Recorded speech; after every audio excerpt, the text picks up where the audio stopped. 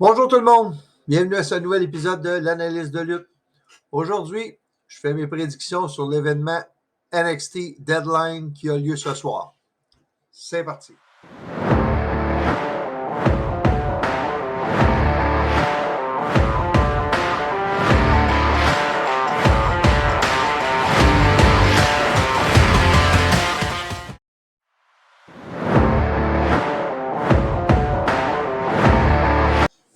Donc, je vous rappelle que l'ordre dans lequel je fais mes prédictions n'est pas nécessairement l'ordre que je pense que ces matchs-là vont survenir. Donc, j'y vais avec le premier, le Ironman Survivor Challenge des hommes, qui va opposer JD McDonough, Carmelo Hayes, Joe Gacy, Axiom et Grayson Waller. Tout un match en perspective. McDonough et Gacy ont déjà eu leur chance pour remporter le titre de Braun Breaker. Donc, déjà, je ne crois pas que ça va être un de ces deux-là qui va remporter le challenge. Waller est vu comme une future vedette dans la compagnie. Il est très bien vu présentement et pourrait sortir gagnant de ce combat-là. Le seul lutteur dans ce match-là qui est vraiment un babyface, c'est Axiom. Beaucoup d'agilité, le lutteur masqué, comme vous le savez probablement. Je ne crois pas qu'il va sortir gagnant de ce combat-là non plus. Carmelo Hayes. Ce gars-là, il est prêt pour monter dans le main roster. Je crois qu'il attend juste le bon moment pour le monter, puis c'est rare. À ce temps-ci de l'année, c'est rare qu'il y a on va dire en anglais, des call-ups, des rappels. On va dire un rappel des mineurs, même si je considère plus NXT comme une ligue mineure. Ben, oui, depuis NXT 2.0, c'est une ligue mineure maintenant, comparé de ce qu'on voyait quand Triple H avait le contrôle avant que Vince prenne le contrôle de NXT face en face un NXT 2.0. Mais j'espère que NXT va reprendre du lustre au cours des prochaines semaines, prochains mois et revenir au même niveau que c'était dans l'époque du Black and Gold, du noir et or. Bon, peut-être que Carmelo va être au Royal Rumble. On va voir. Petite prédiction sur le côté, de ce côté-là. Il pourrait vouloir donner un règne de champion NXT à Carmelo Hayes avant de le monter. C'est possible. Je crois qu'il en bénéficierait beaucoup côté crédibilité quand il va monter. Il est déjà 2 fois, je crois, champion nord-américain. Fait que. Puis, moi, ce match-là, je vois ça que c'est soit Carmelo Hayes ou soit Grayson Waller qui le remporte. Les trois autres, ça va faire un très bon match. Et j'ai vraiment hâte de voir comment ça va fonctionner ce match-là. 90, quand tu perds une chute ou tu te fais disqualifier ou quelque chose, c'est 90 secondes dans une boîte de pénalité. Donc, j'ai hâte de voir ce que ça va avoir là, ce match-là. Bon, pour vraiment avoir ma vraie prédiction, je vais aller avec Carmelo Hayes. Donc, on va aller maintenant au deuxième match.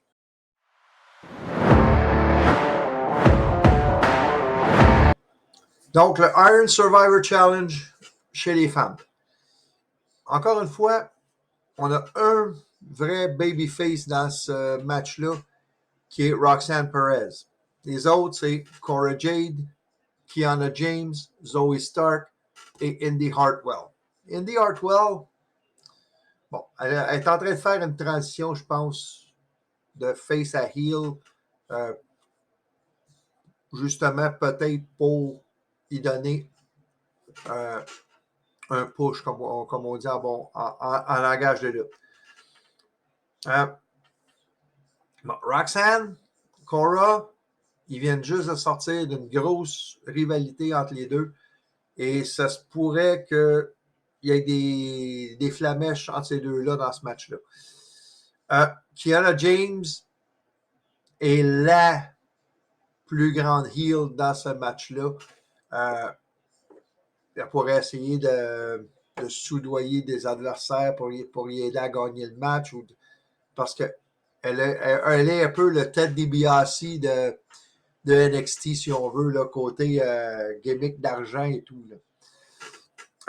Indy Hartwell, bon, elle est présentement sur une lancée. Est-ce que ça va l'amener à remporter ce match-là? J'en doute. Moi, je crois que c'est plus Zoe Stark qui va remporter ce match-là. Même si ça ferait un match heel versus heel contre Mandy Rose pour le titre. Moi, je pense que Zoe Stark, son heel turn qu'elle a fait récemment, en ferait la candidate parfaite pour remporter ce match-là, à moins d'une intervention de Nikita Lyons. Ça, c'est possible. C'est ça, c'est possible que Nikita Lyons intervienne dans ce match-là. S'ils veulent, il y a deux résultats. Il y a deux résultats possibles. C'est soit une des 4 heels qui gagne, ben ça ferait heel contre heel. Dans ce cas-là, je verrais Zoe Stark. Mais s'ils veulent avoir babyface contre heel, ben, c'est Roxanne Perez qui va gagner. Mais je pense sincèrement que ce sera Zoe Stark. Passons maintenant au match de championnat par équipe.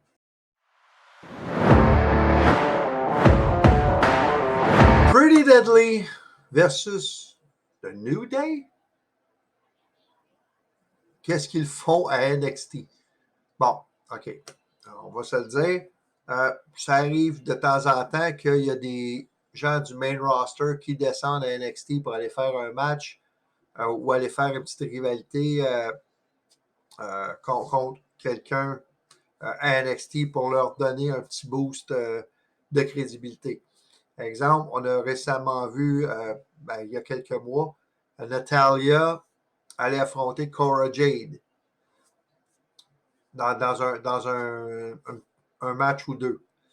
On a aussi vu les Viking Raiders aller affronter les Creed Brothers.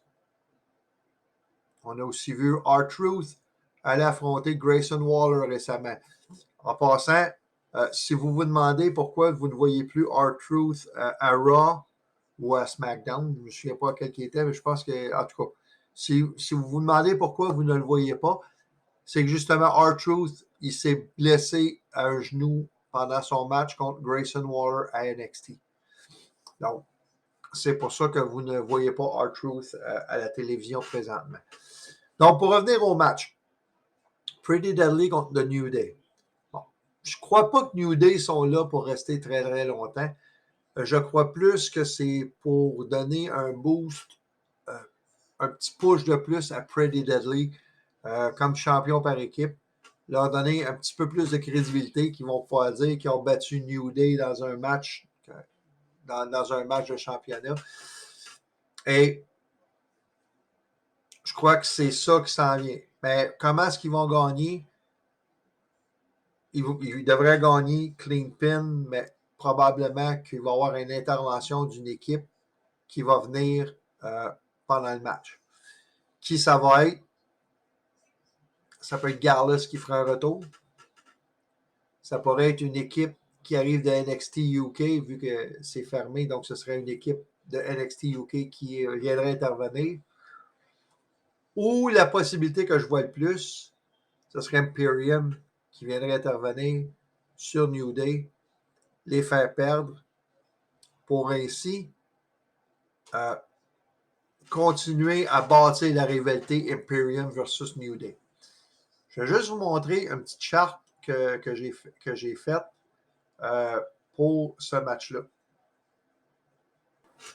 Donc, comme vous le voyez sur la petite charte que j'ai faite, j'ai regardé un petit peu les forces et faiblesses de tout le monde, à qui je donne l'avantage, à quelle équipe je donne l'avantage dans certains domaines. Donc, domaine de la force, je l'ai donné à Pretty Deadly, mais pas par beaucoup. Côté agilité, ça c'est New Day. Avec Kofi, il n'y a aucun doute possible de ce côté-là. Expérience, encore là, c'est New Day qui a l'avantage. Momentum, par contre, New Day, ils ont connu quelques défaites depuis quelques temps, même s'ils ont gagné à SmackDown hier soir, mais ils ont connu une grosse défaite contre les Usos et qui a fait en sorte que les Usos ont battu leur record de longévité comme champion. Donc, momentum, je donnais ça plus à Pretty Deadly. Côté technique, je pense que les deux peuvent s'équivaloir. Agressivité, c'est côté de Pretty Deadly encore. Et la chimie en équipe, je la donne au New Day. Dans l'ensemble, je favorise New Day dans ce match-là. Mais comme j'ai dit, vu que je crois qu'il va y avoir une intervention, ils ne gagneront pas le match. Passons maintenant au combat.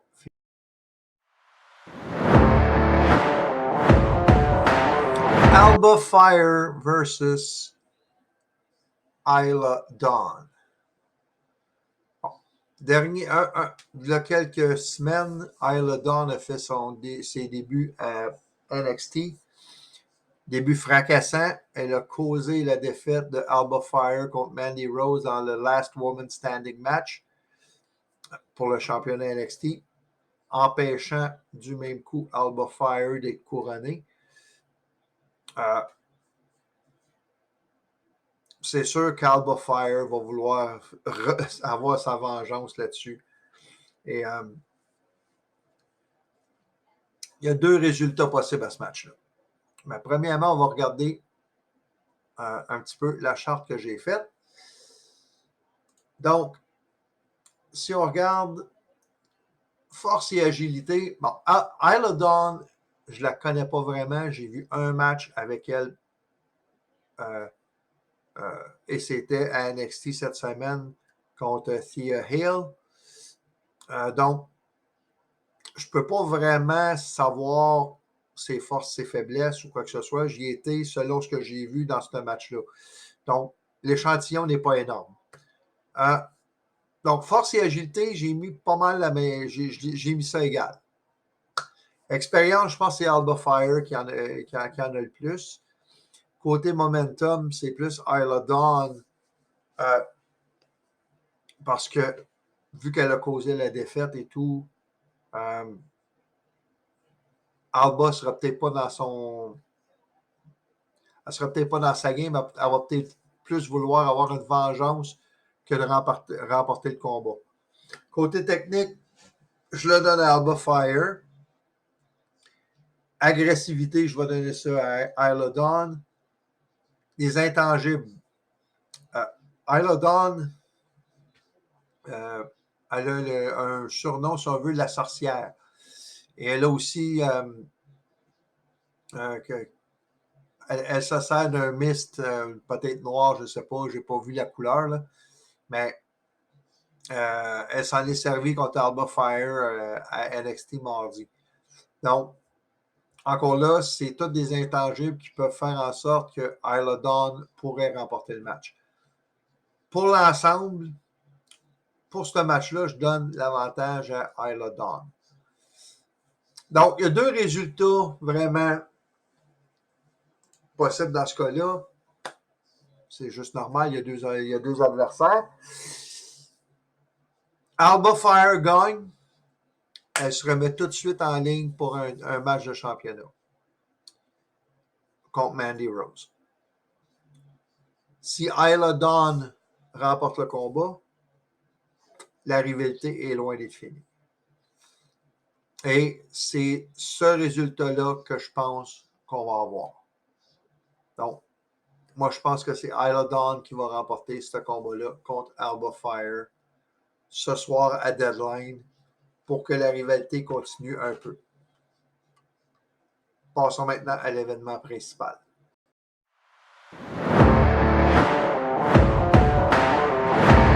Donc, Bron Breakker contre Apollo Crews pour le championnat NXT. Bron est champion depuis 248-249 jours dans ces eaux-là. Apollo est descendu à NXT pour se réinventer et la raison qu'il donne côté storyline, pourquoi il est redescendu, c'est pour aller remporter le titre NXT. Alors, Apollo, il dit qu'il a souvent des visions et sa vision, c'est qu'il est champion NXT. Et il dit qu'il n'y a aucune de ses visions qui ne s'est pas réalisée jusqu'à maintenant.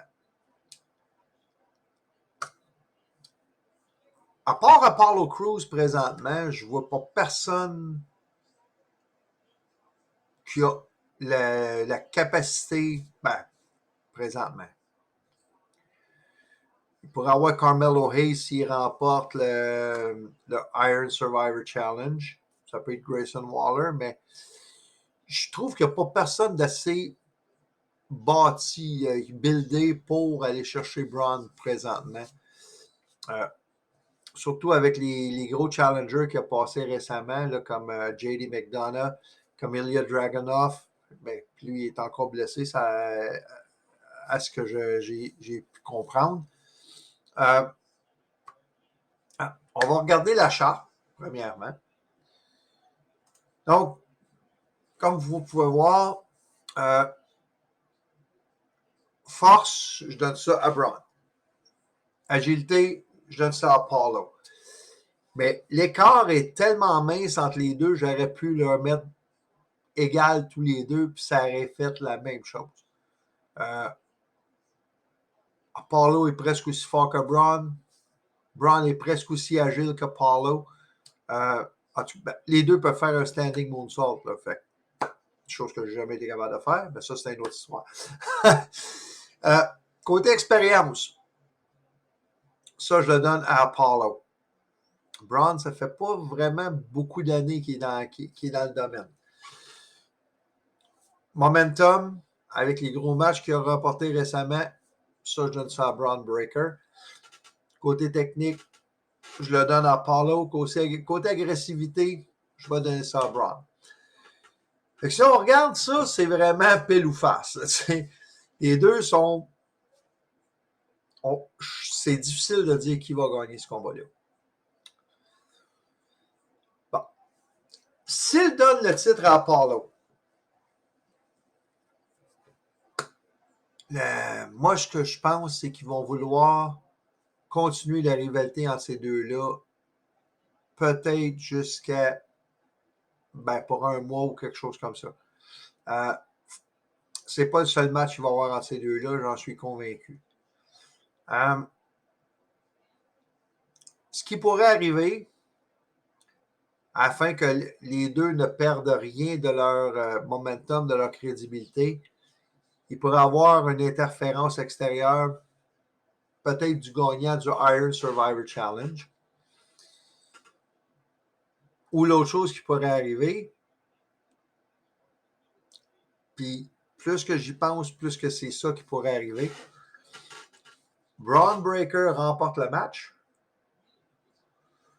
Et après le match, heel turn d'Apollo Crews qui le massacre. Il donne comme on dit en bon québécois, il lui sacre une Christie de bonne volée. Gardons les mots d'église en dehors du vidéo, s'il vous plaît. Donc, Apollo donne une volée à Bron Breakker et va continuer à essayer d'aller chercher le titre en étant un heel plutôt qu'un face. Le respect entre les deux va prendre le bord, puis c'est vraiment le titre qui va devenir la cause principale de la rivalité entre les deux. Donc, Bron Breakker remporte le match et heel turn de Apollo Crews ce soir. Donc, Regardez Deadline, dites-moi ce que vous en pensez, en espérant que vous allez suivre un petit peu mes futures vidéos. C'est sûr que faut que je fasse mon résultat de SmackDown. Je vais faire mes résultats et analyses de Deadline qui a lieu ce soir. Donc, regardez Deadline. Essayez de voir vous autres ce que vous pensez qui va se passer.